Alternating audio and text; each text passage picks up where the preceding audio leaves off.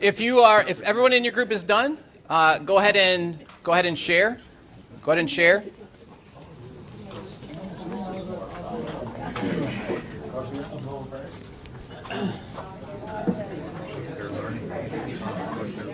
All right, so once everyone is shared, the person that has been at Timothy the shortest amount of time, go to hellosmart.com.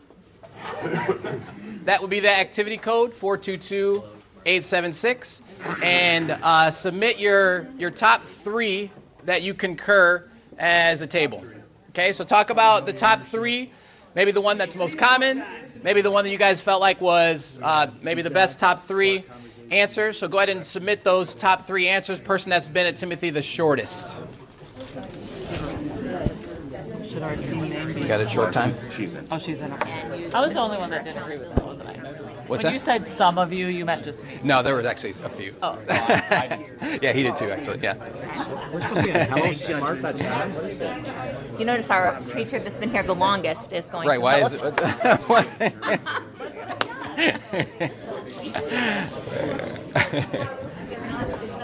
I got volunteered, even though I pointed out that I was here from preschool through 12th grade. Right?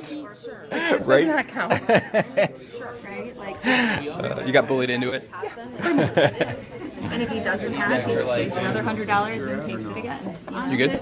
Yeah, so it says 3 responses left. Do I write one and then hit submit, Yeah. then write the next? Yep.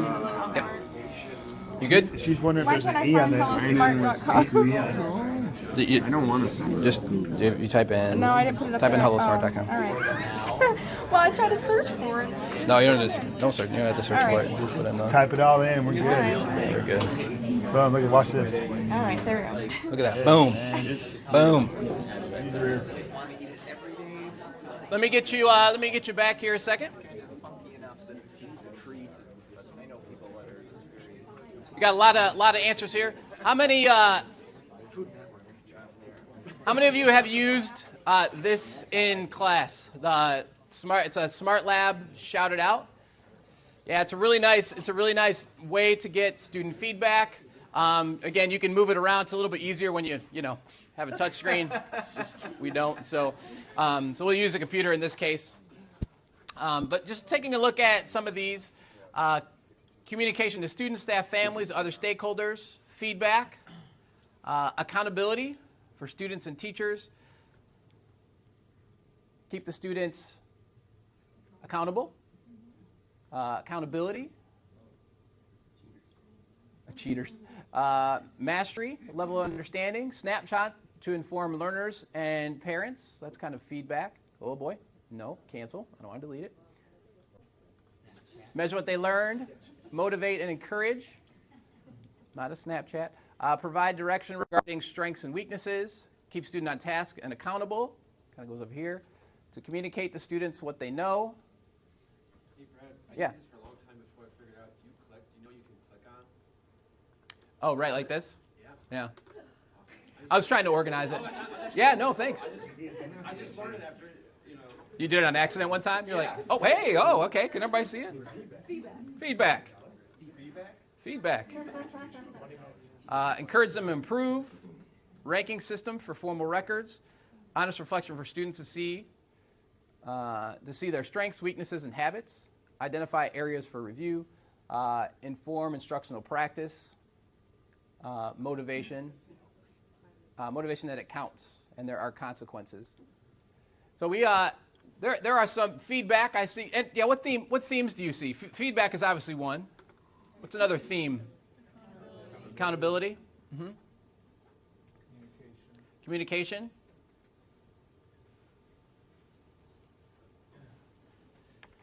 So this is kind of a list of this is based on a survey, a teacher survey, on what a number of kind of thousands of teachers think the purpose of grading is. And if you were to ask anyone what the top one was, if you did the survey and say, what's your top one, there is not consensus among teachers on what the top one is. So there are people have lots of different purposes of grades.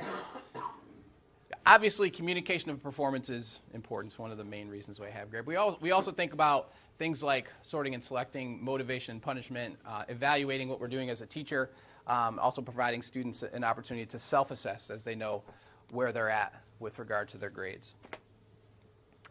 So why do we want to do something with our grading? Why do we want to adjust our grading? For me, this is something that I've been looking at probably for maybe up to 10 years now in terms of standards-based grading. I've been looking at research, reading research. Over the past 3 weeks, preparing for this day, I've probably read, I don't know how many studies and research and blah, blah, blah. And the conclusion that I've come to is that this is the right thing to do for us. I want us, and I think we all want our kids to focus on learning and not the grades, right? Is that safe to say? I think it annoys us all when kids say, is this going to be on the test, right? Are we getting points for this, right? How many, right? It annoys me. It's annoying to hear that feedback. So one thing that we can do is adjust what we do in terms of grading, change the perspective. Now, is it going to change tomorrow? Probably not. Is it going to change next year? Probably not. But I think there are some things that we can do to help shift thinking. Middle school, they're going to bring us more students that have this change of mindset. We want to maintain that, continue it, and strengthen it so that they are focusing on the learning and not the grades. We need to be specific in our communication because we know that if the students know what they know and what they don't know, the better that they can focus on what to study. I don't know about you. Some of you guys have kids. Some of you guys have kids that have gone through this school, other schools, whatever. I've had students, and I've been the same way. I don't know what to study. So being specific and helping kids understand what they're being assessed on, what they need to know, understand, and are able to do is incredibly important. And we want to make sure our grades that we're issuing accurately reflect those standards. So things like zeros, grading based on behavior, giving things like extra credit, we want to make sure that our grades are accurate. And some of those practices pull away from the accuracy of the grade stating what a kid has mastered according to a particular standard. We also want our students to think at higher levels, right? I mean, we don't necessarily want to emphasize just memorization all through high school. Memorization is important. It's an important skill. I think it exercises the brain. But I think all of us want our kids to be thinking at higher levels, deeper levels. Those are things that translate to SAT. I mean, that's not our be-all, end-all. That's not our ultimate goal. But we want to make sure our kids are thinking. A lot of things that we do in class are already emphasizing that. Our grading should encourage that, should emphasize that, should say deep thinking is critically important. So we want to make sure how we grade matches that as well. Okay, so do each of you still have a card? Yeah? Anybody not have a card? It doesn't, a couple of you guys don't have a card. So there's a paper around the study of a study on the impact of grading practices, the impact of grading practices and motivation of students. So it's a review of the literature. So this isn't one study. This is looking at a whole bunch of studies. This is looking at a lot of different studies. So this is, it's an assessment, but not really because I'm not going to check. This is more for self-reflection. So you have a card. If it's face down, if you put your card face down, that means that the grading practice I'm going to show you decreases motivation. And if the grading practice I show you increases motivation, turn your card face up. Okay, so you're going to turn your card face down or face up. It's really just a chance for you to just think and reflect and make a decision. I'm not going to check. If this was for students, I would do up, down if I cared about what you wanted, what your answers wanted. I just want you to think about these grading practices and say, all right, does this motivate students or demotivate students? Okay? Questions on what we're doing? Face down, decreases. Face up, increases motivation. Okay, so the assessment and grading practice. Using grades as extrinsic rewards for desired and punishment for undesirable behavior. So face up if you think it's motivating, face down if you think it's demotivating. So using grades as extrinsic rewards, is that motivating or demotivating based on the studies? Again, this is not for a grade. This is not for points. So all we're doing is thinking about it. What do you think the literature says? What do you think the literature says? Yeah. When you say behavior, you mean like learning out or like bringing your book to us? Like if I don't know. I don't know. You interpret it. When I was in high school, what I would do was Sure. my book. Right. Lose a point for not bringing your book. Right. All right, so the study says it decreases motivation by focusing attention on what you do in class performance goals rather than mastery goals.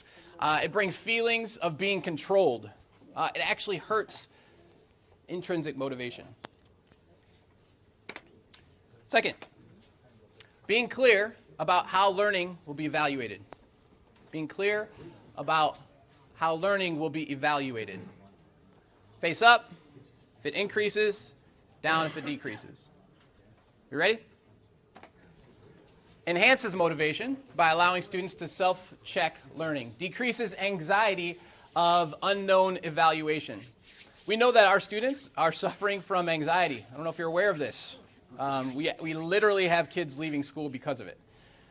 If we can find ways to decrease anxiety by being clear about what they know, that's going to benefit all students, not just the ones with anxiety.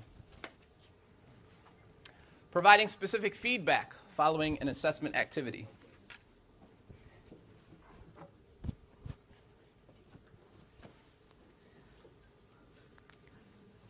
This enhances motivation by showing a link between effort and achievement, which strengthens self-expectations and by helping students understand what needs to be done to be changed. Extensive use of matching and fill-in-the-blank items. Up for increasing, down for decreasing. Who doesn't love matching? I mean, come on. Who doesn't love matching? This decreases motivation by emphasizing surface meaning and rote memorization. Thank you for your conversations and conversations with each other. The next part of this is, one of the things that I hear from teachers from time to time is research can say whatever you want it to say, which I think is true in some sense. There's kind of different levels of what you want to call research. There's research that proves something, like scientific research, where you have a control, you have an experiment. I don't know how it works. Science teachers can tell me. All right, so nailed it. Boom. So, and then you can kind of prove it based on your situation. Obviously, we are not in science. We are in the people business. So what we have to do is kind of go with the preponderance of the evidence. So what does most of the evidence say based on the research? Using the scientific method as best we can. Sometimes they set up an experiment. Sometimes they set up, they do a study. They do a qualitative study. They do a quantitative study. But looking at the preponderance of the evidence, this is how we make a decision on how we should proceed. Okay? So what I've done, we're going to do a little bit of a research gallery walk. So if you look around, I don't know if you notice, but there are posters. There are 18 different statements. There are, I think, 8 different research studies. And you can tell the difference between them. There are colors on the upper right-hand corner. So what I'm going to ask you to do is I'm going to ask you to read through. If you look at your yellow sheets, turn them face up. These are reflection sheets. I'm going to ask you to grab maybe a couple of those, and then I'll put a stack. I'll put a stack in a central location, maybe on that table right there. So I'm going to ask you to do. You're going to pick a spot. You're going to pick a spot to start. Spread out as best you can. Read through the quote. Some of them are a little longer than others. Don't just go to the shortest quote all over the place. I know some of you. I'm a math teacher. I was there. I'm like, find the shortest one. So go ahead and go to each.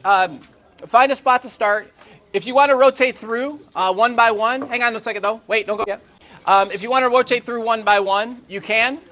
The different colors, you may want to start with a color and then move to the next color and then move to the next color, because some of them are from the same group. You mean No, I didn't say. the same color? So the same color is the same research study, but different quotes from that study. Yes. How many do we have to do? Am I gonna get a drink? Yes, you will. Every time you talk, I'm taking a point away. Trying to think what other instructions. So then for this sheet, all you're going to do is you're going to restate kind of what the quote says, summarize it, and then it's going to ask you kind of what do you agree with, what do you disagree with, and how does it apply to me? Okay, and just summarize that.